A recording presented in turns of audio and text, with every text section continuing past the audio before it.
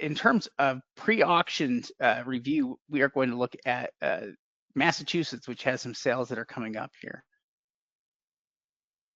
Yeah, absolutely.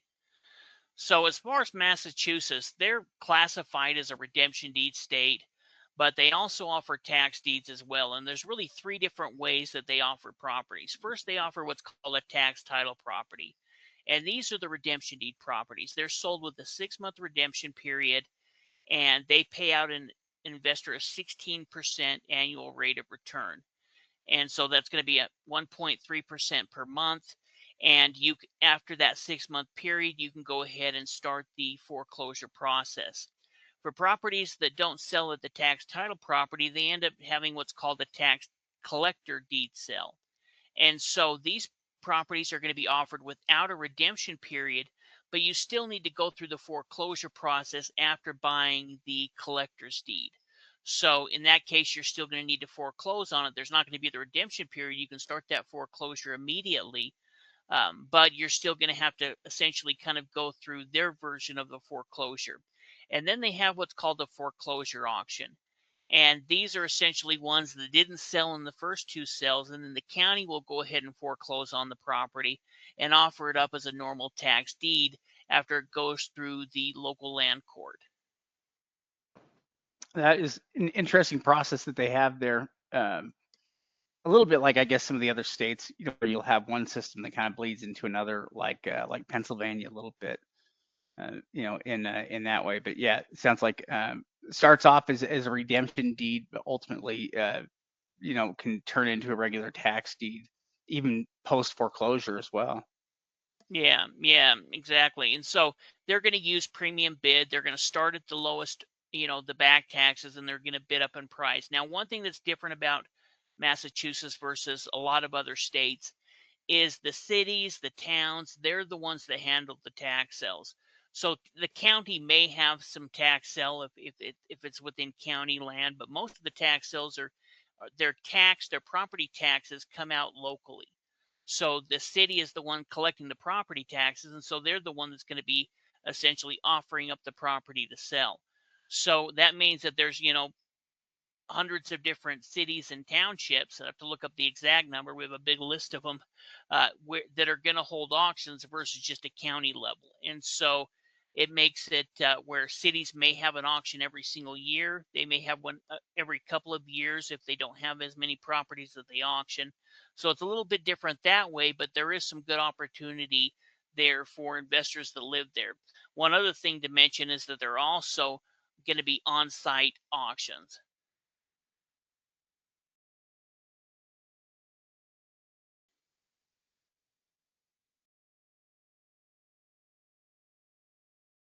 And let me get a couple of these pulled up here. Yeah, in fact, we can look at that first one, kind of the first one. This one? Yeah. So a lot of these some are handled by the city and the city attorney. There's many also that will use different local auction companies. So go ahead and pull up to that first one in the city of Pittsfield. This is an auction that's coming up on the 13th. And so they only have 2 properties that are available within the sale, but we'll go ahead and look at each one of them.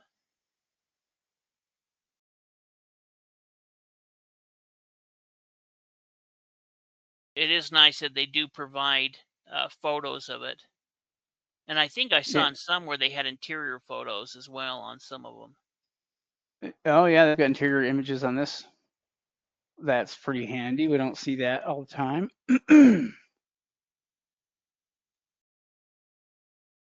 This is a nice property too. I mean, at least it's pretty much a usable house, just like it is right now. Yeah, It needs with some carpet carpet. or flooring, but minimal. And we've got an address here on it as well. It's the city of Pittsfield here.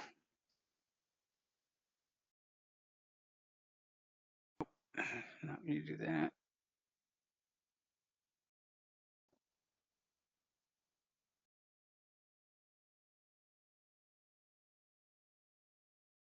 Here we go. And I think we can have some kind of image here of it. You know, their image is August of last year, 2025. It's kind of hidden, I guess, by that big bush right there. Yeah, can you expand your screen so we can see it a little better?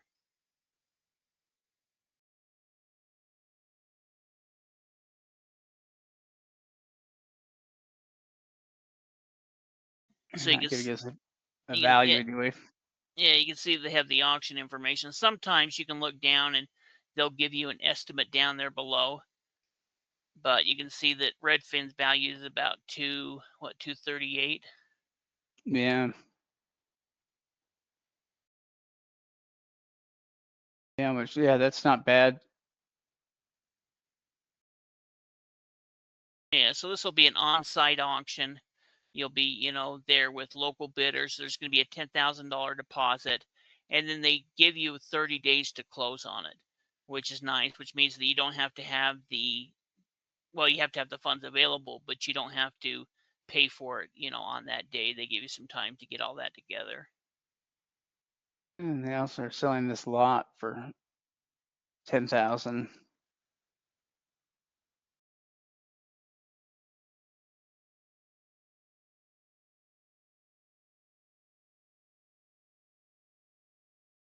And maybe we can get a shot of it here. Yeah, I think it's back there, right? Yeah, I was looking at some of the homes that were in the area, and there was some expensive homes around there. There were some Yeah, million-dollar homes. I could totally see that. It does look like it's a nice area. So it's pretty good sized lot. Of course we just talked about being buildable. Even though we assume that it's buildable, we can see how much bigger it is than some of even the home lots next to it. We would go ahead and check and make sure that it is buildable, that everything looks good before bidding on it. Oh, that's interesting. All right, let's pull up the next cell here. In fact, go back to that same auction we were looking at, because there's a couple of past sales that have some interesting there. Not the Sullivan ones, that first one. And so you can see that this city is coming up here. Well, they don't have it, but they're going to have it coming up. And then let's look at the town of Spencer.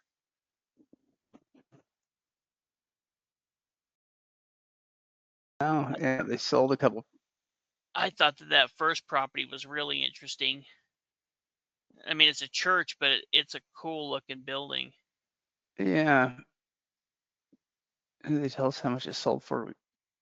No, we'd probably have to go to the county and figure out what it sold for there. But it also includes this big, huge building as well. That big building behind it. So I mean, it is a big project. I'm not quite sure. It might have sold for pretty cheap, and it probably cost some money to go ahead and restore it. But it is pretty unique. Yeah, it is a pretty interesting property. They also sold these other lots. The lots actually look pretty nice. Yeah, yeah. I looked at a couple of them. I think I looked at that one on Chester Street from a Google Street View. Yeah, I mean that looks like a nice lot, and that looks like a nice lot too.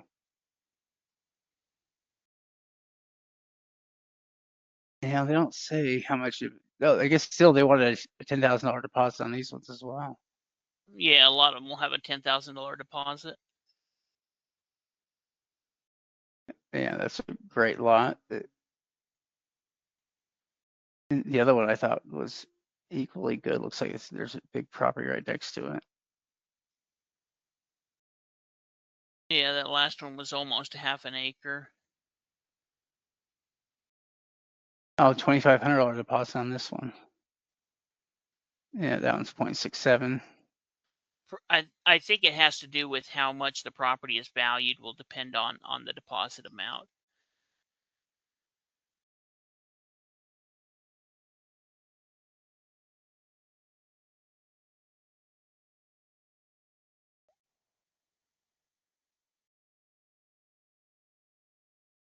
It's 0.74 acre. Lots of good land in this, along with that property there. It's kind of an interesting sale. Yeah, that last one, it looks like that it was, that last one is I think that's kind of an over the counter essentially. You've got to submit an offer on it. I think it's an old firehouse, but can't remember if I think that's what it said. Interesting. And then we can go back and look at the town of Clinton.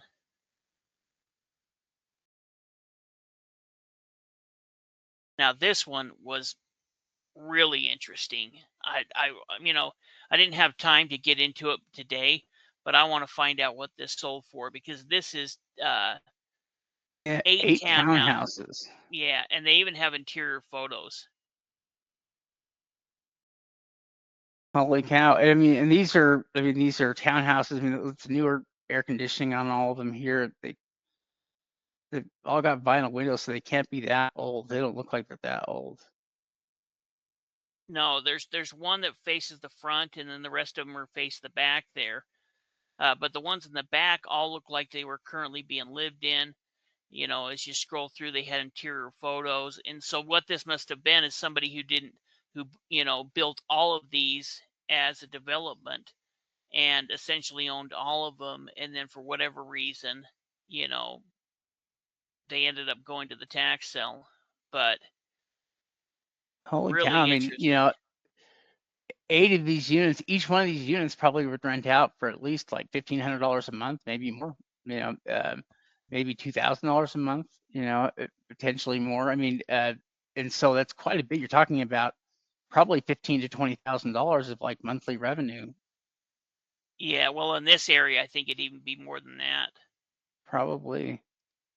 If they're 2 to 3 bedrooms, let's say they're 3 bedrooms each, couple of bathrooms.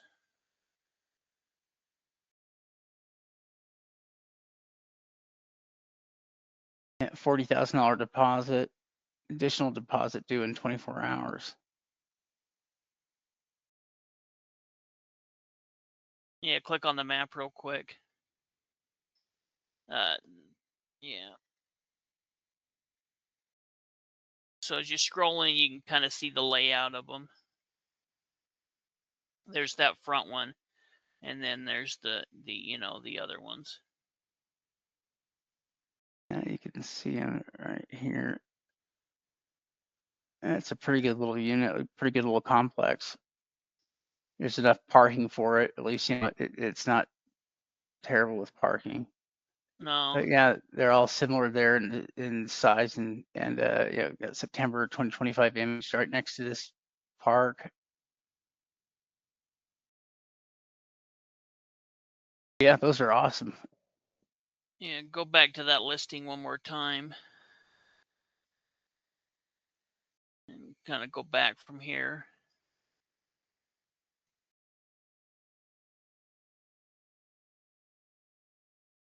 Go back one more. You can see some of these properties that sold over here on the right-hand side. Scroll down a little. They didn't have any of the addresses there, so we'd have to try to find the old records. But I looked at this Sterling Inn that sold for 600,000, and I've got a couple of links on that Google Doc that have information about it. I thought it was kind of interesting to look at it. Go up to the top. See where Sterling Inn. Click here, click. Yeah, there's. But it's kind of a historic building there. It had been around. You can look at some of the photos here. This was them talking about rezoning it. There's like 6 acres there as well.